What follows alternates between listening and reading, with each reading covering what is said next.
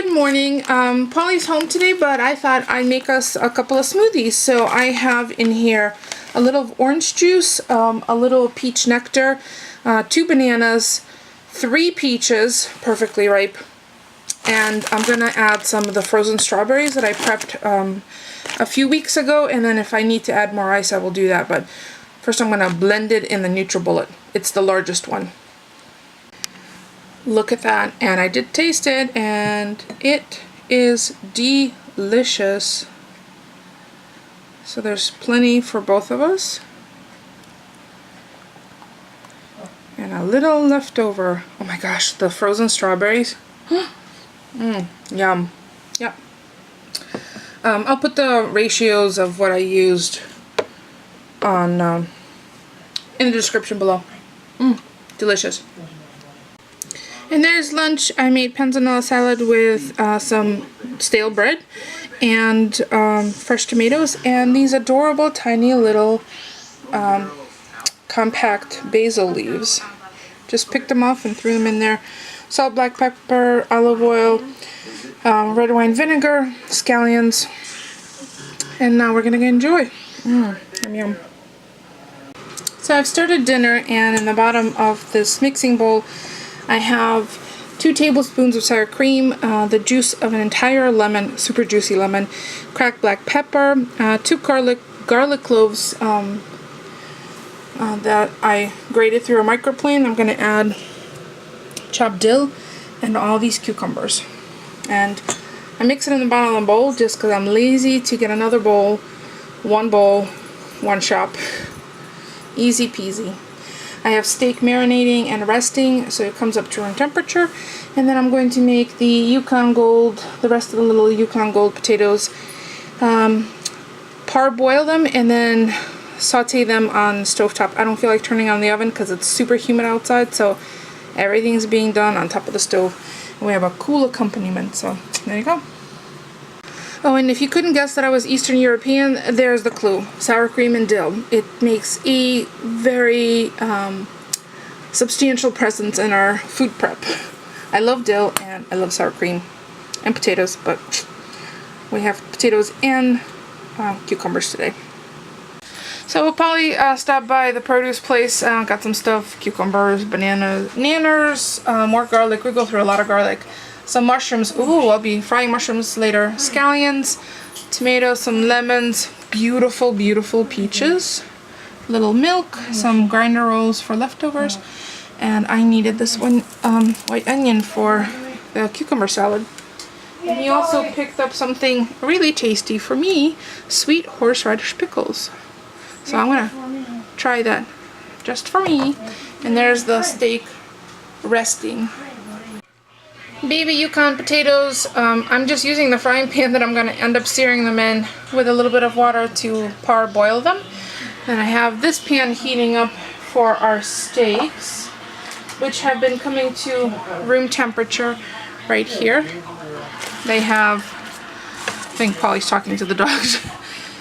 They've been marinating in a little bit of olive oil, smashed garlic, salt, black pepper. I'm going to sear them, so I want the pan to be screaming hot. And then I have my tongs ready so I don't get too close. He's totally talking too much, good, if you can hear that. And there's the cucumber salad, which is so refreshing, along with the rich steak and the hearty potatoes. So I'm not going to show you the steak until I flip it, just so it's going to be loud and spattery. So I'm going to go get my splash screen, and yeah, I really want to know how to get those little stains out. Still haven't heard back from the company. These are Hensel.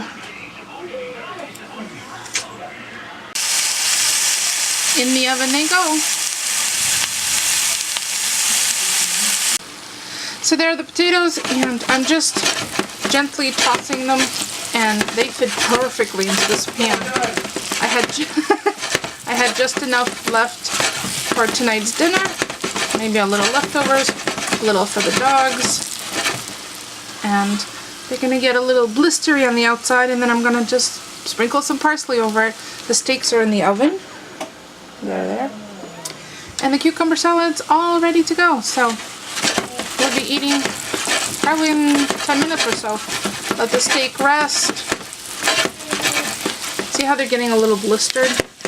But they're cooked through because they're little ones and I hard-boiled them. So there they are.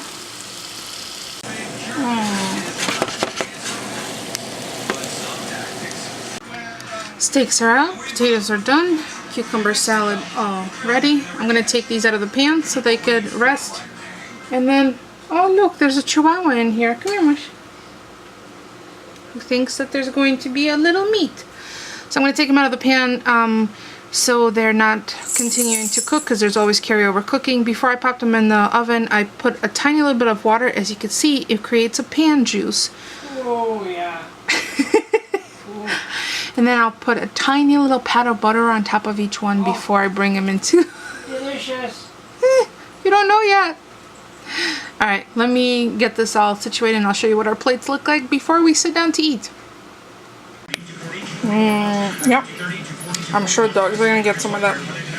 And there's one right there.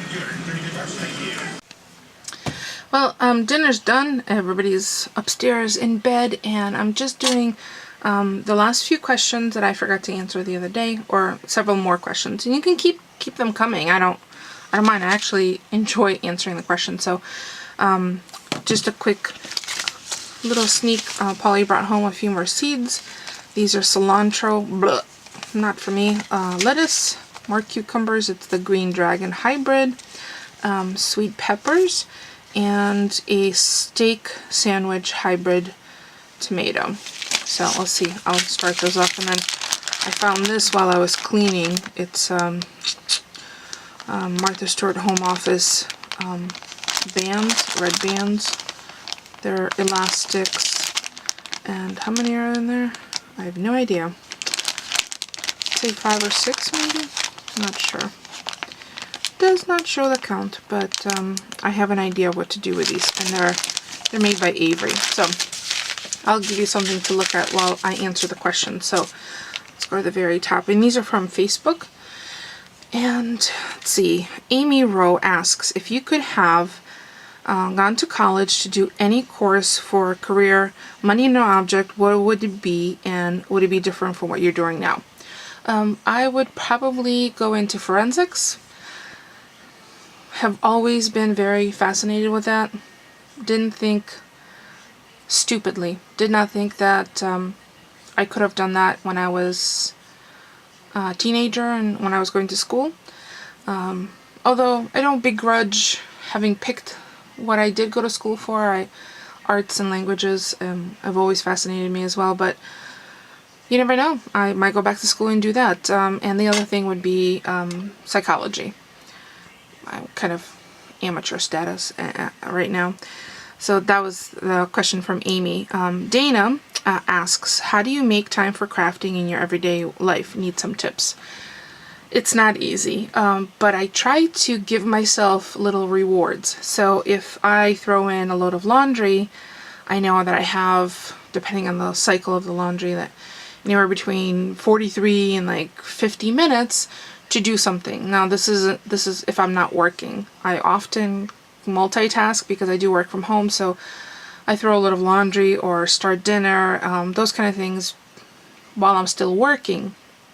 You know, walking away for a few minutes to start something, particularly if I'm like baking, bread or things that don't are not very time consuming. I also do the same thing with crafts. If I know that I have half hour, 45 minutes, I think about what I would like to do in that time frame. Sometimes it's a tiny little project, sometimes it's a cleanup, sometimes it's a few cards, kind of assembly line style. I find that I'm happiest when I do make things with my hands. I'm not sure how this whole winter went by without me crocheting even once, but when I first taught myself how to crochet, I must have made 3 or 4 blankets, 2 of which were king size,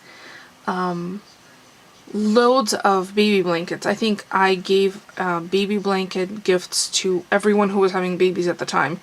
So I probably have made like 10 of them, my guesstimate. So when I get into a new craft, I kind of throw myself in entirely. And because I'm a voracious learner, I love to learn new things.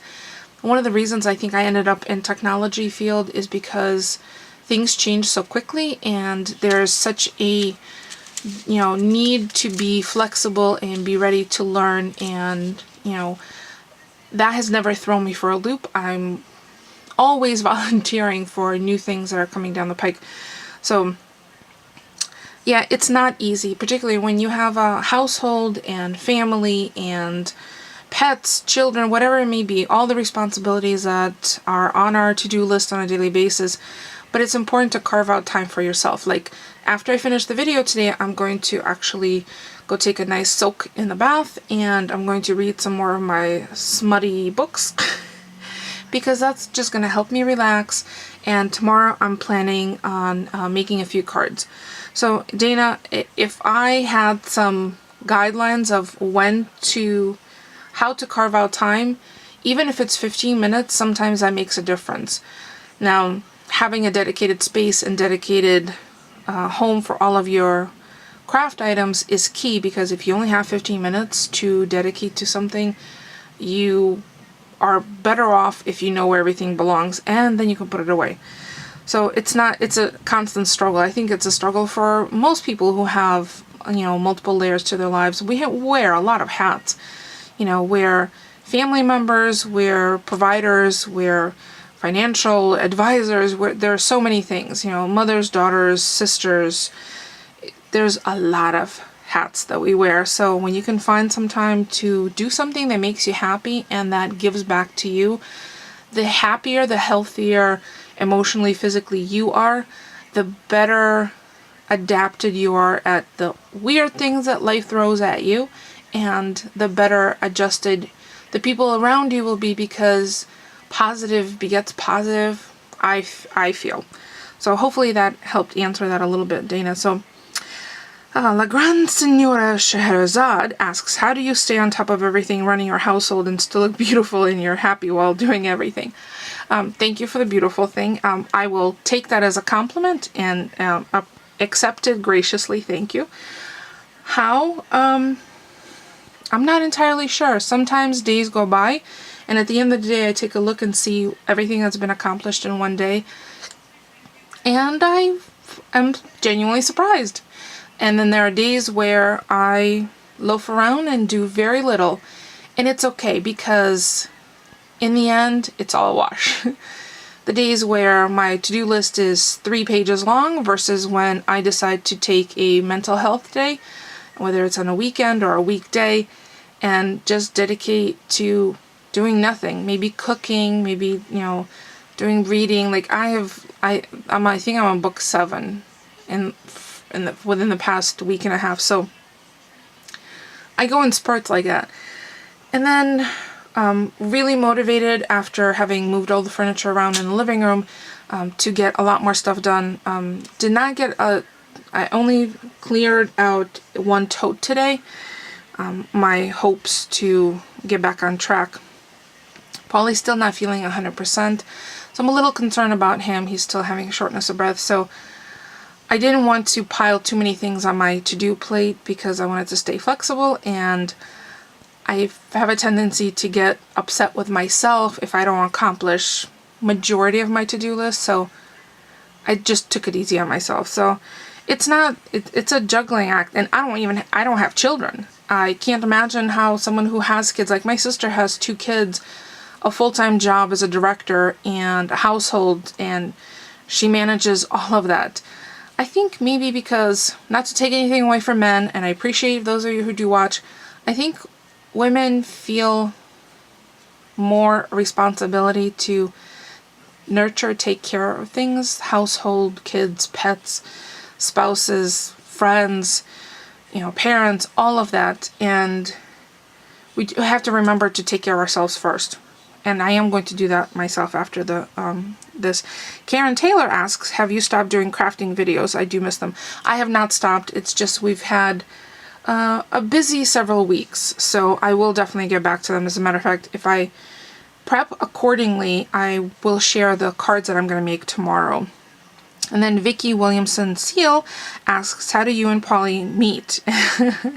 How long did you date before you got married? You guys are just the cutest couple. Thanks for letting us share your adventures. So, for those of you who don't know, Polly and I met through his brother.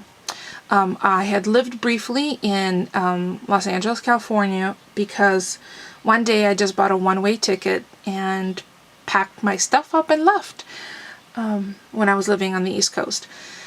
I came to realize that California's probably is my thing, but LA and where I was living in Bell, California was not my thing because I kind of stuck out like a sore thumb.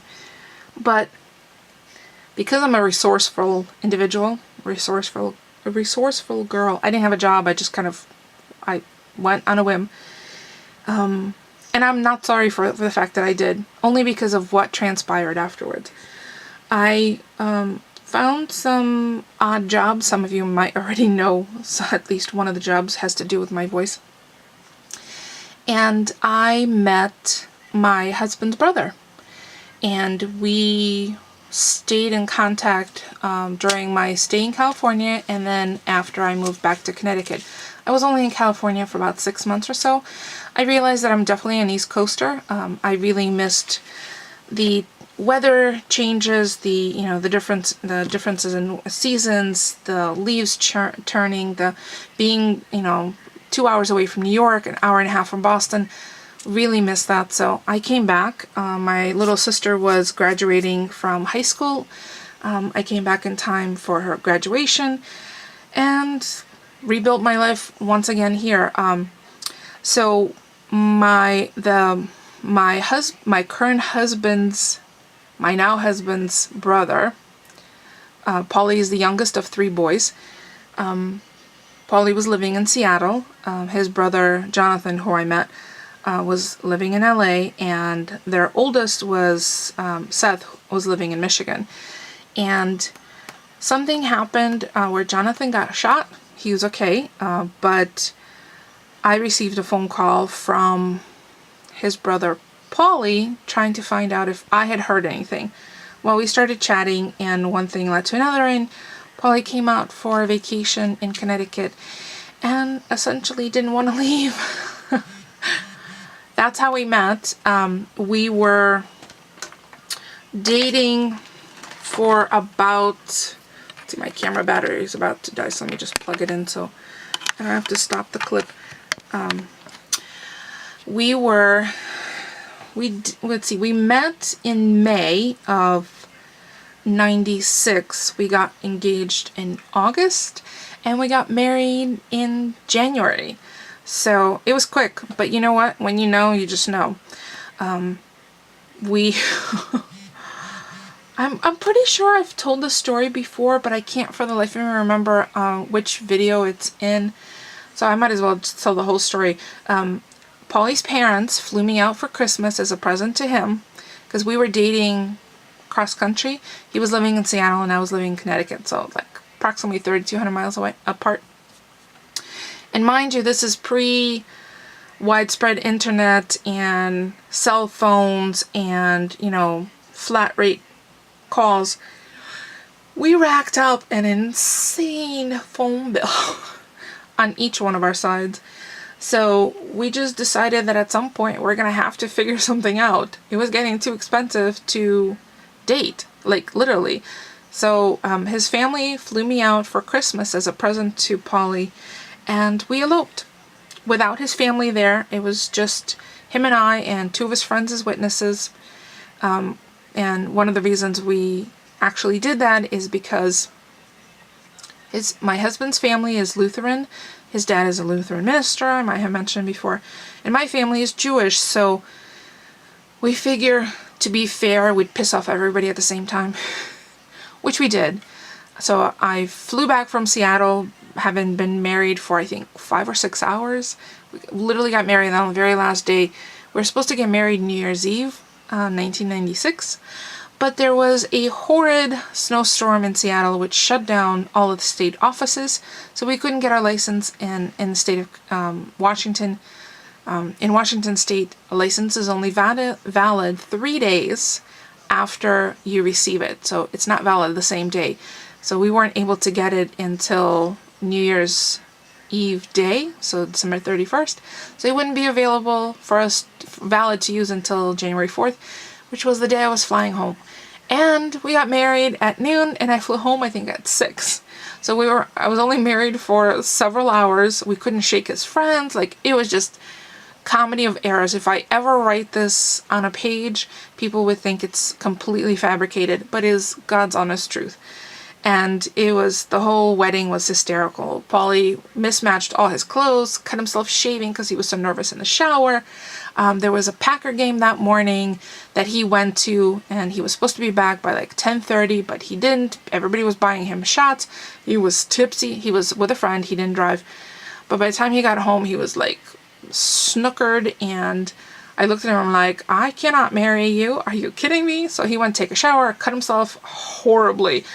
Walks out of the bathroom. It's got all these stupid paper towel things all over his face. And I looked at him like, if I don't marry him, nobody will. So I essentially took pity on him and married him. I know it sounds bad, but really we laugh about it now because it's so funny. Like, really funny. So he went and got dressed. I got married in a pair of Doc Marten steel toe boots, a pair of black palazzo pants, and the funkiest pattern black and white top. Not a dress. I'm just not a dress kind of girl. And it was important for me that I got married in my DMs, which have since been retired. They're gone. I miss them sadly. Used to go dancing in them. Anyway, so that's how Paulie and I met. We got married. I flew home, and I didn't tell any of my family or friends. So when I went to my parents' house for dinner, after returning from visiting him in Seattle, I'd been living out on my own. After I came back from California, I got an apartment, got a job, car, all that. I placed the marriage certificate in my mom's chair when she went to go get the chicken out. Why is there a fly in here? Get the chicken out of the oven. And yeah, that was a big shocker. So I think I've always lived with kind of this theatrical drama in my life, but in a good way. Not, I'm not a drama queen, although I could certainly act it up if necessary. And I am very positive, so I thought, he'll grow on them. And they had met him on a couple of his visits here from Seattle. So yeah, it was a very quick courtship, and that was, 18 years ago. Ironically, a lot of his friends gave us only a few months, and then in one of the recent vlogs, I think Paulie and I were chatting in the car, and he had mentioned that there was a pool of how long we would be married, and I guess 4 months was the number one pick. But yeah, sorry, it lasted a lot longer than that, though. Yeah, you just never know. Sometimes things are just meant to work out that way. So if I didn't have the gumption or the chutzpah in Yiddish to pack all my stuff up, and I didn't bring much, I think I brought 2 suitcases, and just buy a one-way airfare ticket. Actually, I think Tony bought that ticket for me. My bestie, Tony, bought me a one-way flight from Boston to LA. And had I not gone there and tried ingeniously to find ways to earn money, I would never have met Jonathan, and I would never have met my husband. So, you never know. The path you take in life sometimes can be so hazy while you're in the midst of it, but looking back, all those little pieces fell into place just exactly where they needed to be.